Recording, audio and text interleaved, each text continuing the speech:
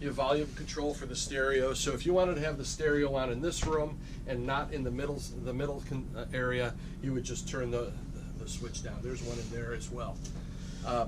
If you wanted to have the radio on in both compartments, then you can adjust it, but you can have different volume controls in both. Okay. Here you'll see that the chairs again are strapped in. You always want to make sure that they're strapped in, and even if they're just a little bit loose, they'll become looser in transit, and then the next thing you know, you'll be bouncing the chairs off of the cabinetry and the refrigerator and stuff like that. It can cause some damage to the coach. This is an emergency exit. It has these little clips that hold the shade into place. You would just gently pull these clips apart, raise the shade, the emergency exit, it pushes out, and you would crawl out of the vehicle. I would not recommend trying to get out of the vehicle when it's upright. That is merely meant that if the vehicle falls over or something like that, you can get out a different way. Unless it falls on that side. Unless it falls on that side, and then you have to go out on this side. So, Mr. Sunshine. You'll always want to make sure that you're aware of that, but you'll want to take the shade up. Also, you can bring the shade up and there's a window there with a screen. You can use it if you wanted outside air. Okay. Again, you have the same. You have a smoke detector here. You also have the same air conditioning vent. Again, you don't want to close very many of these. You want to control the temperature with the thermostat, because you don't want to close those up and ice up the units. Okay. The wheelchair lift. The wheelchair lift will cover from the outside, because that's when it's the easiest and best to do. In this particular door here, you will find that this is where our fresh water tank is, and also where we winterize. So you will see, and also our pump there. It's just a very little pump that pumps water to the commode and the hand sinks. So with the plumbing system on, that pump is always calling for water. It'll just run. So I always just leave the pump off during this demonstration. But to winterize the unit, there's a valve right here. Camera right there.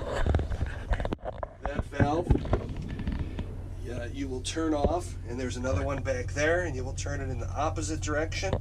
You'll buy your gallon of RV antifreeze. You'll stick this hose inside the RV antifreeze, and you'll turn on your plumbing system and turn on all the spigots, and you'll run it till the pink antifreeze comes out of the spigots. Once it comes out, you're done. You can turn the valves the other way, put this all away.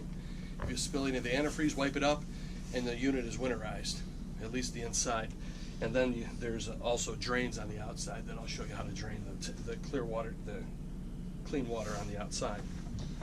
Okay. To take it somewhere and have it done, it costs about $150, depending on how much time your service department has. It might be better just to take it somewhere and have it done. If not, it's really up to you, I guess.